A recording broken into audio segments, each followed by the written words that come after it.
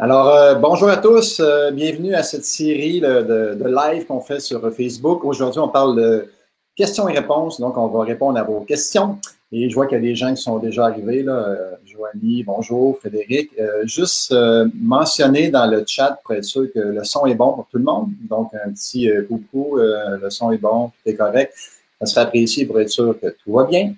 Donc, c'est une séance questions-réponses de 30 minutes maximum.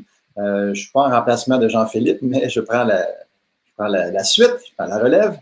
Donc, merci Jean-Philippe d'être là pour la régie à l'arrière pour être sûr que tout va bien. Et c'est une série, c'est des questions que vous allez pouvoir poser, peu importe les sujets. C'est pas obligé d'être sur le COVID, ça peut être sur la recherche, ça peut être sur la gestion, sur l'analyse, peu importe. Et je vous dirais de ne pas tarder avant de poser vos questions, qu'on puisse rentrer tout de suite dans le vif du sujet. Et si vous attendez à 20 minutes avant de poser vos questions, puis on a déjà 10 questions qui attendent, ben, vous n'aurez pas vos réponses. Donc, sans plus tarder, on va prendre vos questions. Et en attendant que les gens sont en train d'écrire leurs questions, j'en profite pour vous rappeler qu'est-ce qui se passe pour le club cette semaine. Donc, demain, on a Nicolas Saint-Cyr, un évaluateur agréé, qui va venir nous partager comment ça se passe, l'évaluation agréée présentement durant le COVID. On va avoir également une formation payante en soirée avec Jean-Philippe qui est transformé en deal des multilogements trop chers. Donc, excellente formation de 3 heures disponible sur notre site web. On va avoir jeudi midi M. Lépine, fondateur du club, qui va venir nous parler du futur de l'immobilier. Donc, c'est une séance live sur Facebook qui est gratuite pour tous. Et on a une formation payante vendredi, donc IMO 101, cours d'introduction sur les immeubles à revenus sans comptant. Donc, on vous invite à être des nôtres vendredi. Je crois qu'on a une première question de Dédé. Donc, savez-vous quand les cours en classe vont recommencer? Bon, facile pour commencer. On ne sait pas, évidemment, ça va dépendre de M. Legault. Donc, on ne sait pas partout, mais ça pourrait être, on espère, vers la fin mai. Donc, au début mai, ce serait peu probable qu'on soit en salle en train de faire des formations, mais fin mai, on espère, on se compte les doigts, mais encore là, il faut attendre le go du ministre, du premier ministre. Jeu de mots. Autre question de Marc-André. Mis à part la gestion des locataires et le financement, quels sont les rôles et responsabilités d'un partenariat multiplex? Ben, il va y avoir qui va trouver le deal. Si je comprends bien la question, donc on se met en associé, on est 2, 3 associés pour acheter un multi-logement. Donc, les rôles, bien évidemment, c'est de trouver les aubaines. Donc, qui va trouver l'aubaine parmi les partenaires? Première étape. Ensuite, qui va injecter le comptant? Donc, ça se peut que ce soit vous qui trouvez le deal et qu'une autre personne mette le comptant. Donc, on pourrait acheter un immeuble avec 0 cash si les associés mettent le cash à votre place. Ensuite, évidemment, comme tu dis, il y a la gestion des locataires et le financement. Il va y avoir la gestion de l'entreprise aussi, parce que la gestion de locataire, c'est day-to-day. Qui va le faire, c'est un des associés, mais il peut y avoir une autre personne qui fait l'administration de l'entreprise, donc qui va payer les taxes, qui va s'occuper des rapports d'impôts avec le comptable, qui va payer les assurances et tout ça. Donc, il y a sur le terrain, pour la gestion de locataire, et il y a aussi, plus en macro, là, la gestion de l'entreprise. Et souvent, les gens posent la question, c'est quoi les pourcentages? Est-ce que c'est 50-50, un tiers, un tiers, un tiers?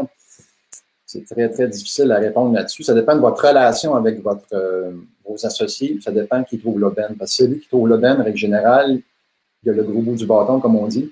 Donc, il peut avoir un plus grand pouvoir de négociation face aux autres associés, parce que c'est lui qui a trouvé la transaction. Donc, les questions rentrent. Excellent, excellent. J'espère que ça répond à ta question, Marc-André. Sébastien Morin, le flip en partenariat pour la RBQ, est-ce qu'il faut avoir chacun une licence d'entrepreneur? Pas nécessairement. Un des deux pour avoir la licence d'entrepreneur et l'autre, ben, en autant que celui qui détient la licence détient 50% et plus des droits de vote, des actions votantes dans la compagnie. Donc, pour être associé avec un entrepreneur qui détient 50% dans la compagnie, qui, elle, fait le flip. Donc, vous n'êtes pas obligé d'avoir les deux, la licence. Autre question? Merci, Jean-Philippe. Ton opinion sur les fluctuations des taux d'intérêt sur un an, une prédiction? Très dur à prédire, mais je crois que ça va quand même se stabiliser. Par contre, il pourrait y avoir une petite hausse, d'après moi, de peut-être 0,25, à la limite 0,5 sur les taux d'un an. Mais idéalement, par les temps qui courent, tentez de prendre, disons, 3 ans pour vous sécuriser, parce qu'on ne sait pas d'ici 2-3 ans qu'est-ce qui va se passer avec les taux d'intérêt. Fait que si on est capable de geler le taux pour 3 ans, ça peut être bien. 5 ans, ça va être un petit peu long, parce que il peut passer beaucoup de choses d'ici 5 ans, mais à 3 ans, ce serait, tant qu'à moi, une belle option par les temps qui courent comme produit. Donc, petite hausse peut-être des taux d'intérêt dans la prochaine année.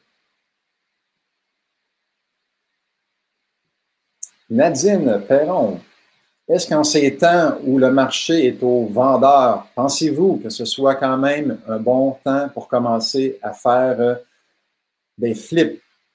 Ben, c'est toujours un bon moment pour faire des flips parce que, encore plus là, parce que les gens, il risque d'avoir des gens qui vont être en difficulté financière, qui vont peut-être devoir vendre pour aller en appartement, peut-être.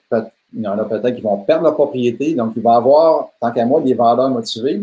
Voilà 1 mois et demi, les gens disent, ah, faites attention aux flips et tout ça, mais si vous vous embarquez dans le processus d'investissement immobilier, il faut quand même découvrir comment ça fonctionne, se choisir un secteur.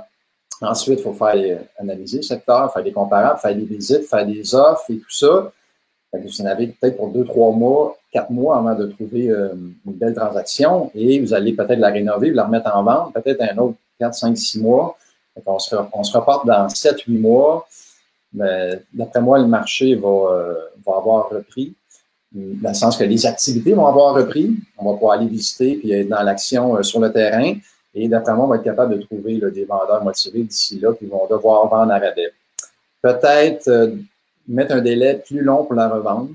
Ça se peut que les acheteurs ralentissent un peu. Donc, prévoyez 1 année avant de revendre. Donc, dans votre scénario pessimiste, on met 1 année pour la revente, puis on garde le profit que ça donne après 12 mois. Donc, soyez pas trop optimiste de dire, ah, je vais vendre ça dans les 2 prochains mois, une fois que c'est acheté. Ça peut être un petit peu plus long vu le contexte actuel. Frédéric, est-ce que ce serait une bonne idée de partir une compagnie incorporée d'achat immobilier pour protéger mes autres actifs? Effectivement, on part une société pour tenter de sauver de l'impôt, première raison. Et deuxième raison, pour protéger ce qu'on a acquis. Parce que si vous mettez ça à votre nom personnel, vous achetez à votre nom personnel et il arrive un problème de vice caché ou peu importe, de poursuite, ben, votre patrimoine familial risque d'être affecté puis de mis au bat, comme on dit. Donc, on peut avoir à perdre malheureusement des propriétés ou aller piger dans nos actifs personnels qui n'est pas la meilleure chose. Donc, en formant une société ou une compagnie incorporée, comme tu dis, bien, on vient dissocier notre patrimoine familial et le patrimoine de la société. Donc, très bonne idée. Consulter, par contre, un fiscaliste aussi, parce que c'est pas la seule raison, la protection d'actifs, la fiscalité et l'impôt est très importante à considérer. Donc, consulter un fiscaliste pour ça. H et Priscilla. Bonjour. Quand on parle de profit à l'achat, quel est un bon deal en termes de pourcentage sur la valeur marchande ou la valeur économique? Donc, je comprends bien la question, c'est pour un immeuble à revenu. Là, tantôt, on a parlé de flip. En mode flip, c'est 25 de profit à l'achat. En immeuble à revenu, en dessous de la valeur marchande, je vous dirais entre 5 et 15 ça serait bien. 5 c'est un petit peu serré. 15 c'est une belle transaction. Mettons qu'on fait une moyenne, on y va à 10 sous la valeur marchande, c'est quand même bien. Et si on va acheter en dessous de la valeur économique, qui est un très gros défi par les temps qui courent dans les grands centres comme Montréal, Québec, Gatineau et tout ça, ça va être difficile d'acheter en bas de la valeur économique. Ça peut se faire en région, quand on va à Sorel, Valleyfield, Shawinigan et tout ça. Quand on va dans les troisièmes couronnes, oui, on peut acheter en bas de la valeur économique, mais dans les grands centres, c'est un très, très gros défi, là. Imaginez, pour mettre des chiffres, pour mieux comprendre, c'est pas tout le monde qui est à l'aise avec ça, un immeuble vaut sur le marché, en valeur marchande, 1 million. La banque va peut-être l'évaluer économiquement à 900 000, par exemple. Donc, l'acheteur va devoir ajouter 100 000 de sa poche pour acquérir la propriété s'il achète 1 million. Et là, H et Priscilla veulent acheter en bas du 900 000 en question. Donc, ils vont peut-être devoir payer 850 000. Quand sur le marché, il va se vendre à 1 million parce qu'il y a des gens qui sont preneurs à 1 million. Donc, le défi va être quand même assez grand d'acheter en bas de la valeur économique. Nabil, monsieur du coaching, je crois, Nabil Farah. Comment trouver un bon concierge? On peut passer des annonces. Le dernier concierge que j'avais trouvé, c'était un couple. Et j'avais passé une annonce au Kijiji, recherche concierge avec certains critères. Et Kijiji, quand même, très, très bien vu. Et c'est une belle façon. Par contre, vous allez devoir faire des entrevues, faire une bonne sélection. Et idéalement, tenter d'aller chez les concierges ou peut-être qu'ils gèrent déjà d'autres immeubles, puis aller voir les immeubles qu'ils gèrent pour voir qu'est-ce qu'ils font comme job, là. Est-ce que c'est bien tenu? Est-ce que c'est propre? Évidemment, on va faire le ménage avant que vous passiez, ça c'est sûr, mais on est quand même mieux d'aller voir le concierge chez lui ou à un immeuble que de le faire venir en entrevue, par exemple, dans un lieu neutre comme un Tim Hortons ou peu importe. Bref, pour trouver un bon concierge, Kijiji, les packs, c'est une très belle façon parce que, dans ma connaissance, il n'existe pas de site web de conciergerie, quoi que ça peut être une bonne idée. Donc, les concierges peuvent aller sur conciergerie.com, puis ils mettraient leur candidature et les investisseurs immobiliers pourraient peut-être aller s'abreuver là-dedans. Ça existe peut-être. S'il y a quelqu'un qui sait que ça existe, peut-être mettre le nom du site web. Donc, petite idée là, de business que je vous lance. Nathalie Hamel, une compagnie incorporée en immobilier, peut-elle récupérer les taxes qu'elle paie? Oui, si c'est un immeuble commercial ou un immeuble semi-commercial. Donc, ou par exemple du Airbnb aussi. Donc, on a un immeuble commercial, par exemple, je sais pas, un strip commercial avec un Subway, un dépanneur, et ainsi de suite. Donc, 100% commercial, vous allez récupérer 100% des dépenses. Vous allez charger des taxes au locataire commercial et récupérer les taxes sur les dépenses. Si c'est semi-commercial, vous allez récupérer au prorata de la superficie du commerce. Okay? Ça peut être personnel aussi. Si vous êtes inscrit au numéro de taxe TPS TVQ, vous pourriez quand même récupérer les taxes à mon personnel si vous êtes inscrit à la TPS TVQ du gouvernement. David, salut Yvan. Tes prédictions sur les prix des multilogements dans le Grand Montréal, une fois les choses revenues à la normale. C'est une question de confiance en immobilier. Si les gens ont confiance en immobilier, ça va aider à maintenir les prix, évidemment. Et ça va être aussi une capacité des gens à payer leur logement. Fait que si revenu à la normale, ça dépend quand on parle. Est-ce qu'on parle de revenu à la normale dans quelques mois, mais qu'on puisse sortir, puis aller visiter, puis faire des processus d'acquisition plus facilement, ou revenu à la normale quand l'économie va revenir à la normale?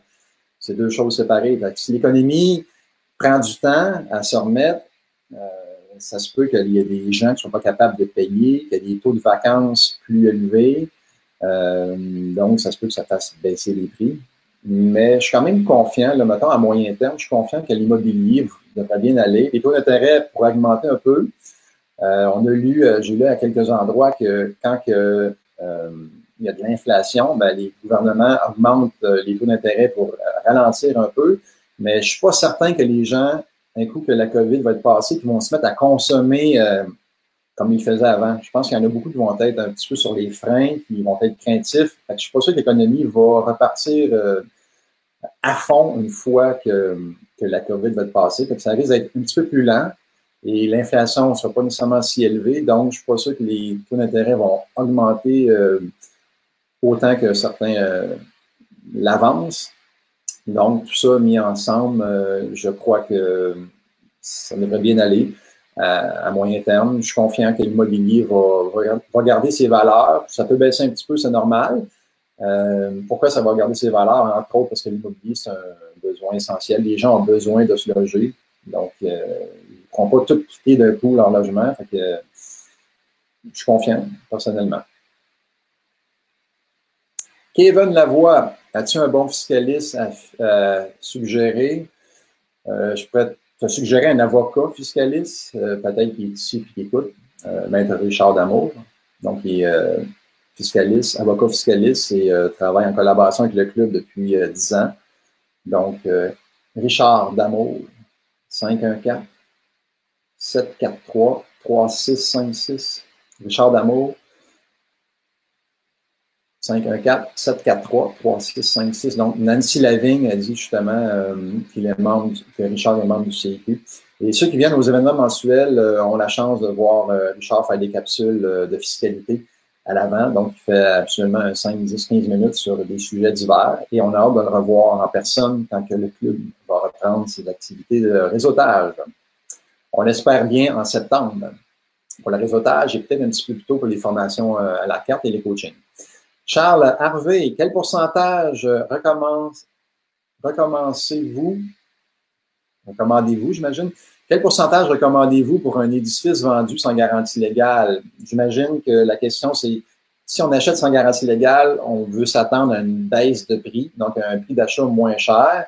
Il n'y a pas de règle légale. On ne peut pas dire, vu que c'est vendu sans garantie légale, le Code civil dit qu'on doit acheter tant de pourcents en bas de ce que ça vaut.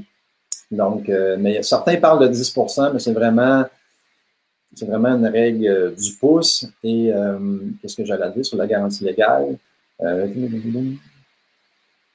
Donc, ah oui, c'est ça. Donc, dans les immeubles à revenus, la plupart du temps, les immeubles de plus grande envergure, là, des 6 et plus, c'est vendu sans garantie légale. Les vendeurs, c'est comme ça qu'ils fonctionnent. Et si vous dites, moi, je veux baisser le prix de 10% parce qu'il me le vend sans garantie légale, ça va être assez difficile. C'est pas impossible, mais ça va être assez difficile parce que le vendeur va trouver preneur à quelqu'un, il va le vendre à quelqu'un qui va l'acheter sans garantie légale au plein prix. Donc, règle du pouce, 10%, mais il n'y a rien de vraiment officiel là-dessus.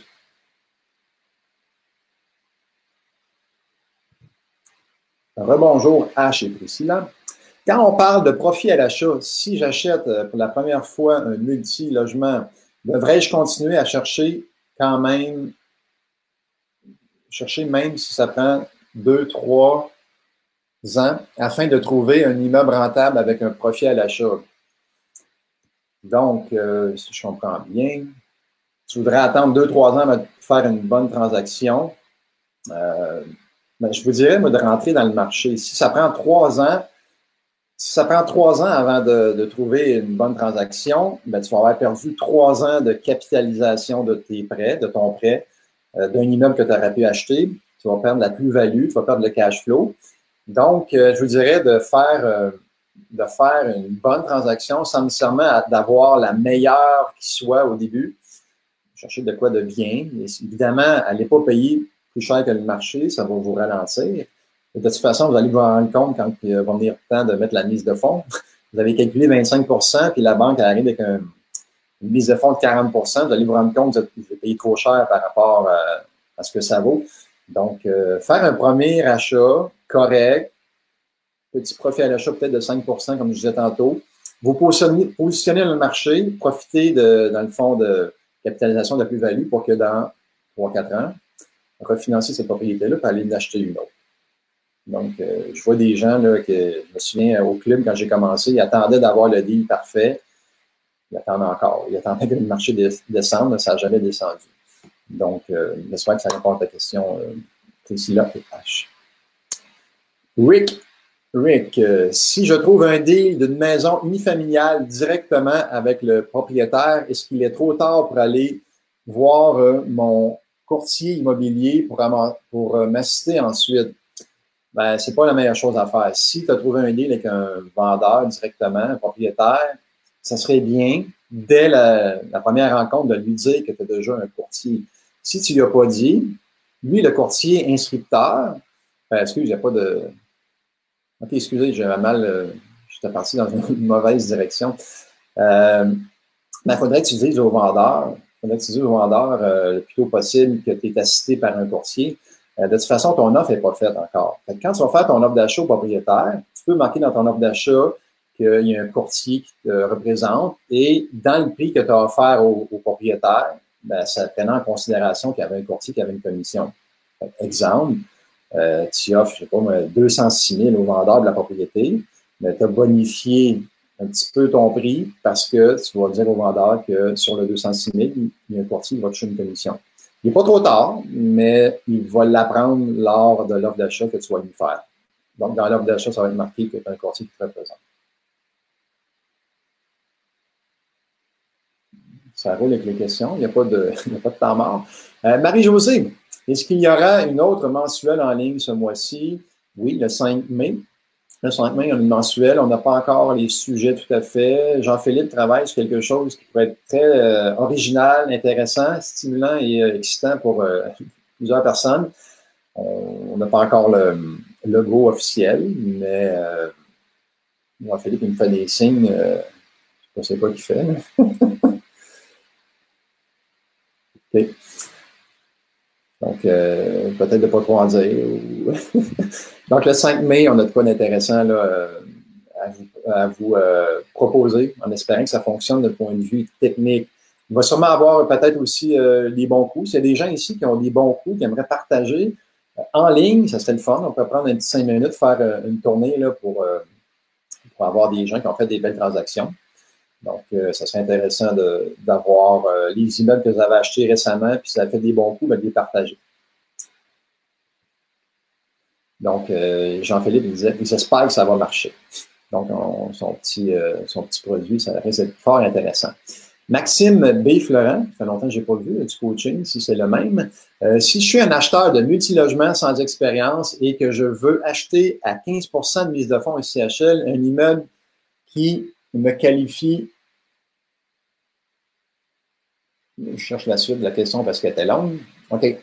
Donc, je ne me qualifie donc pas aux 5 ans d'expérience de gestion d'usure par la SCHL. Que faire?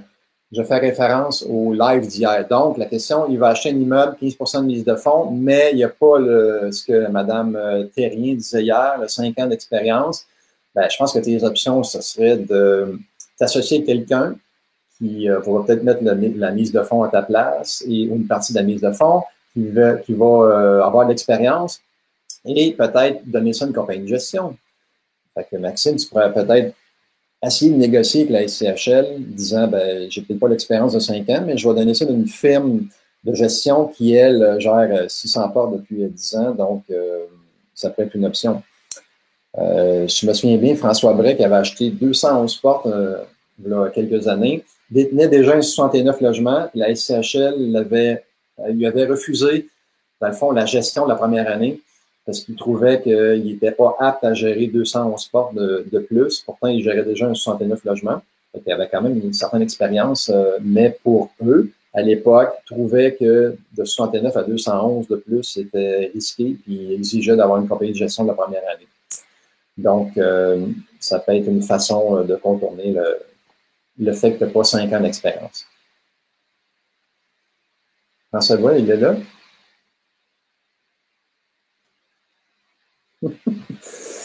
Salut Yvan, je vois que tu respectes la distanciation car tes cheveux sont pas mal longs.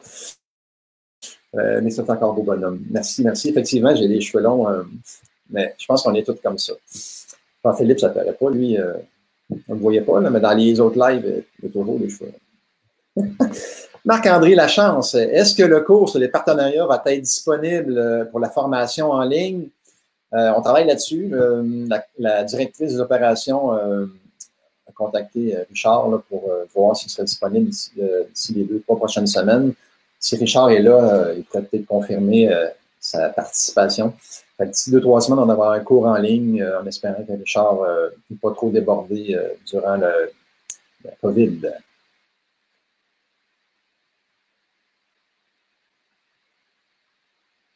Je cherche les questions, ce ne sera pas long. Donc, question partenariat. On prépare le tout, convention, SPA, etc., avant qu'on trouve l'immeuble ou une fois l'immeuble trouvé. Si tout est fait avant, excusez, et nous ne trouvons pas le financement, notre immobilier, il manque des bouts, là. Désolé, il manque des bouts de phrases. Je reviendrai tantôt, là, si on peut, parce que la question est incomplète, il manque des petits bouts, là. Frédéric, je voulais savoir comment marchait le programme de mentorat et tutorat et la différence entre les deux, s'il vous plaît.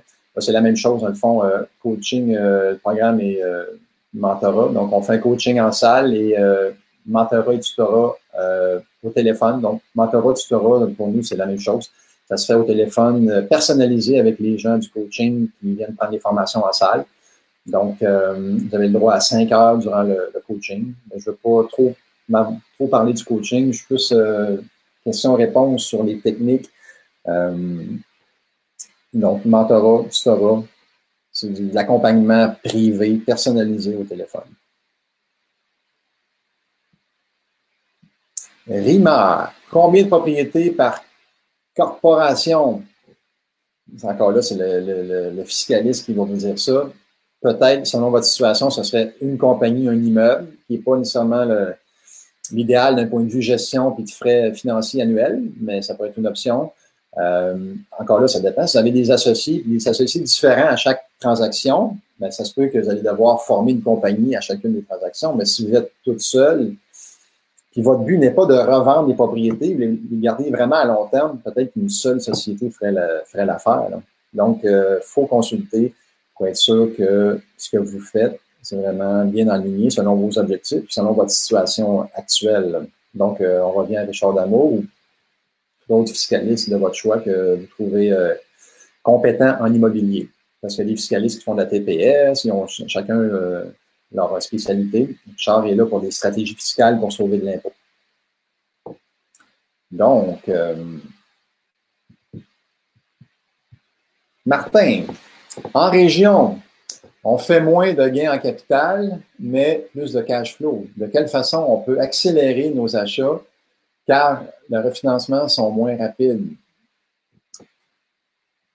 Les prix vont être moins chers aussi. Donc, en ayant moins de mise de fonds à injecter en région que tu vas en avoir à injecter à Montréal pour acheter des propriétés, par exemple, ou à Québec, tu vas peut-être pouvoir en acheter plus des propriétés. Donc, ça pourrait être une partie de la réponse. Donc, plus d'achats parce que tu as moins de mise de fonds à injecter. Et peut-être trouver encore là des associés qui vont t'aider à mettre une partie de la mise de fonds pour accélérer ton processus. Il semble avoir des nouvelles directives aux courtiers hier, comme quoi les nouvelles ventes ne sont pas permises. Honnêtement, je n'ai pas vu ce commentaire-là, je n'ai pas vu cet article-là, je ne suis pas au courant. Il y a beaucoup de choses qui se passent présentement. Je n'ai pas eu la chance, malheureusement, de Leonardo. Je n'ai pas eu la chance de voir ce qui se passe par rapport à ça, malheureusement. Désolé. Déjà, il est minuit, ça passe vite. On peut en prendre 2-3, puis après, on va fermer la session. Elle va être disponible de toute façon. On peut retourner, ceux qui veulent revoir les questions ou même voir des questions que les gens ont posées, que je n'ai pas eu le temps de répondre. On peut aller sur Facebook, évidemment, revoir les vidéos et aller dans le chat, puis revoir des questions non posées.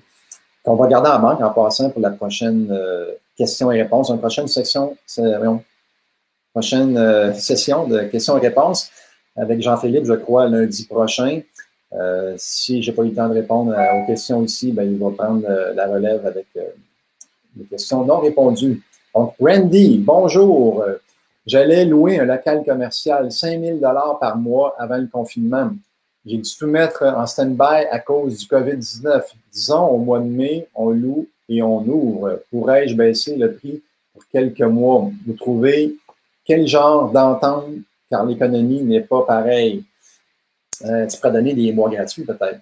Tu pourrais peut-être dire, pour faciliter ta location, donner un mois ou 2 ou 3 à la personne pour l'attirer. Ce serait un genre d'entente que tu pourrais faire pour attirer des gens dans ton local, dans ton local commercial. Donc, tu donnes un petit break à ton locataire. Ça dépend aussi du type de commerce. Tu sais, si c'est un commerce au détail, ça se peut que ça soit plus dur pour ton locataire qui va peut-être avoir des baisses de revenus, des besoins justement d'un petit moment pour souffler. Ça dépend du type de commerce. Dans les commerciales, si c'est un Tim Hortons, je ne sais pas, mais c'est le gouvernement qui rentre là, pas trop de problèmes. Donc, dépendamment du type de commerce, ça va influencer la stratégie. Une petite dernière, Jean-Seb. Salut Yvan, moi aussi je suis rendu avec les cheveux longs à cause de la distanciation sociale. Patricia, bonjour. Après COVID, que pensez-vous de l'avenir des strips commerciales, la valeur d'immeubles zonés commerciales purs? Est-ce que les conditions de financement pourraient différer? Effectivement, ça se peut que les banques qui financent du commercial, si c'est plus dur, il ne faut pas oublier que les banques doivent faire des prêts. Hein? Fait que si c'est plus tard dans le commercial, il faut qu'ils prêtent de l'argent.